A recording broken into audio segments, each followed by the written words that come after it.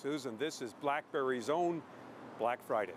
Good evening and thanks for joining us. It is not the kind of news any company wants to announce. Things have gone from bad to worse for BlackBerry. It could be the final blow for an iconic Canadian tech company. Today, BlackBerry announced it's cutting its workforce by an astounding 40% in a desperate bid to keep the company afloat. BlackBerry is cutting its global workforce by 40%. That means 4,500 people will lose their jobs. The Canadian smartphone maker expects to post second quarter losses of almost $1 billion. You are the CMO of Research in Motion. You've been in that role now for 6 months. 6 months, yes. Let's talk a little bit about what you've been doing the last 6 months for the BlackBerry brand. When I joined, I had two main objectives given to me by our CEO. To build a world-class marketing organization on one side, and on the other side to prepare the launch of BlackBerry 10, our new platform. Which is, the launch is happening January 30th. January 30th, global launch. Sure, so let's now then talk about, because I would imagine from there then you start looking at the brand purpose, if you will, which is a term used a lot these days. Yeah. You know, what needs to happen in your view to really overhaul the BlackBerry brand? So first of all, it starts with the customer. And we need to be absolutely clear about which customers we intend to serve and why we are going to serve them better than the competition. And so 3 core constituencies would be the consumer, carriers, and enterprises as well, correct? And application developers. So I can take them one by one, but let's start by the end user, the consumer. Okay. We identified a segment that internally we call the BlackBerry people, and they have 3 main characteristics. They are about getting things done, they are about productivity, they want a smartphone that allows them to be more efficient, to go faster, whether it is in their personal life or professional life. So they want a tool more than a toy, if I use a marketing gimmick. Yeah. Second, they are hyper-connected. They are heavy talkers, texters, they use social networks, multiple email accounts, etc. And lastly, they are multitaskers. They want to do on a smartphone what you do at your desk without thinking about it. You are on a call, you check your email, your calendar, you're browsing on the website of the person you are talking to, you multitask naturally. You cannot do that easily on a smartphone today.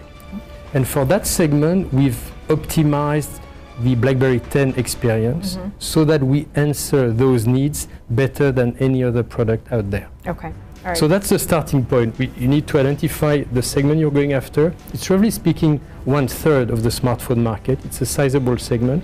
And to develop a unique proposition for them. That's the starting point. So what can BlackBerry maker Research in Motion do to win back customers? It's counting on its much-delayed BlackBerry 10 operating system and new handsets to get consumers excited. In anticipation, it's added thousands of applications and renamed its app store BlackBerry World. This is the man trying to orchestrate BlackBerry's comeback, Chief Executive Thorsten Heinz, who has a lot riding on the success of the BlackBerry 10. He needs to see this work really well, and he needs to see consumers have some level of excitement. And frankly, the bar for the excitement and for the success is probably reasonably low. We're not looking that RIM's going to overtake Apple or Samsung. What we're looking at is something like 5% market share. If they achieve 5% market share, home run. A far cry from its glory days, when BlackBerry accounted for nearly half of all US phone shipments. Michelle Fleury, BBC News, New York.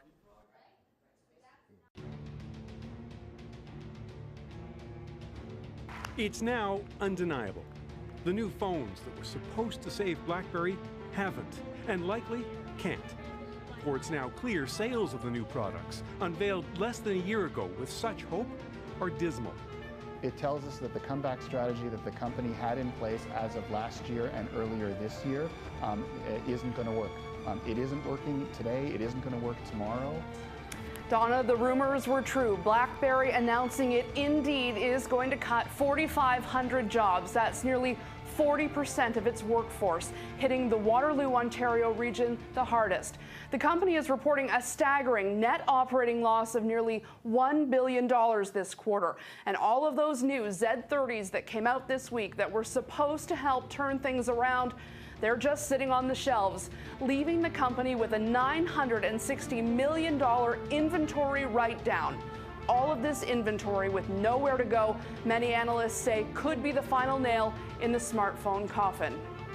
The inventory write-down is probably the most troubling statistic of all. Simply, it means that they're making devices faster than they can sell them. Consumers and businesses don't want to buy them. As a result, they spent the money to make them. They're losing money. They're standing on this huge inventory. They have no choice but to write them down if they can't sell them. This is the worst possible position you ever want to be in this business.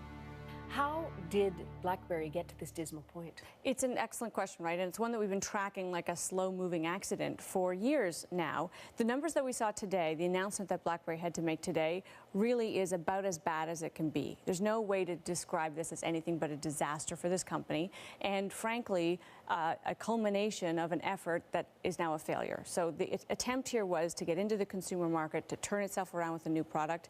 Dismal failure. They're big numbers, Susan. $1 billion loss in a quarter, just about. $1 billion write-down on unsold inventory, 4,500 people out of work. These are numbers, of course, that will stay with the company. And it's at a time when it's trying to persuade others that it's worth buying. So all in all, I couldn't find anybody today to put any positive spin on this. People used words like disaster.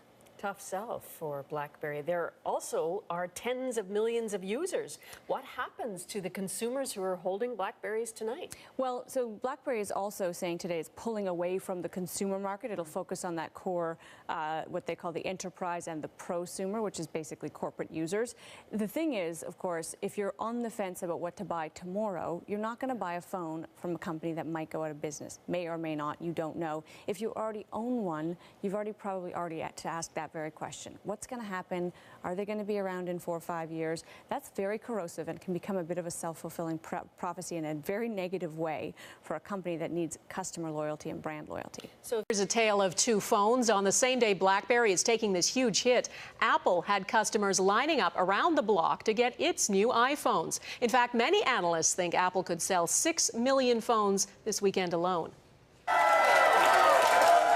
These people in Toronto were among thousands who queued up at Apple stores around the world to buy the latest iPhones. The most expensive version, the gold-colored 5S with that fingerprint scanner on it, it sold out online within minutes. Though there are already reports that scanner perhaps isn't limited just to humans.